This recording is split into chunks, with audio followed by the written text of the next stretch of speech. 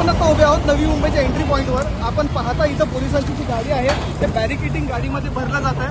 हे बॅरिकेटिंग भरण्याचं कारण असं आहे की आता आपण काही इथं पोलीस कर्मचारी किंवा अधिकारी जे उपलब्ध आहेत किंवा उपस्थित आहेत त्यांना विचारलं की नेमकं हे सगळं बॅरिकेटिंग कशासाठी तुम्ही लावताय की काढताय.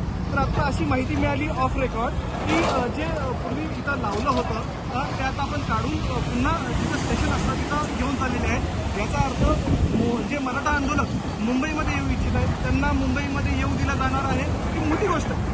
कदाचित सुरुवातीला असा विचार केला गेला असावा की मुंबईमध्ये जर आलं तर गणेशोत्सव काळ आहे, वाहतुकीची समस्या निर्माण होऊ शकते आणि पूर्णपणे जी मुंबई आहे ती ठप्प होऊ शकते. आता तिथं तो प्रकार न होऊ देता मुंबईच्या दिशेनं आंदोलकांना कूच करून देण्याची जी तयारी आहे ती कुठेतरी सरकारनं आणि पोलीस यंत्रणेनं केल्याचं दिसतंय. आपण पाहताय की सगळे जे बॅरिकेडिंग आहेत ते उचलले जात आहेत. आजच हे आंदोलन करते आहेत ते रात्री उशिरापर्यंत मुंबईत येण्याची शक्यता आहे आणि त्यानंतर नवी मुंबई सायन पनवेल मार्गे किंवा फ्रीवे मार्गे हे सगळे आझाद मैदानात पोहोचतील आणि आझाद मैदानात त्यांचं जे आंदोलन आहे ते पुढे सुरू राहील. मात्र आत्ताच्या घडीला ही सगळ्यात मोठी बातमी म्हणावी लागेल की आंदोलकांना मुंबईत कुठल्याही अडथळ्याशिवाय येऊन दिलं जाणार आहे. योगेश माने, NDTV मराठी, नवी मुंबई.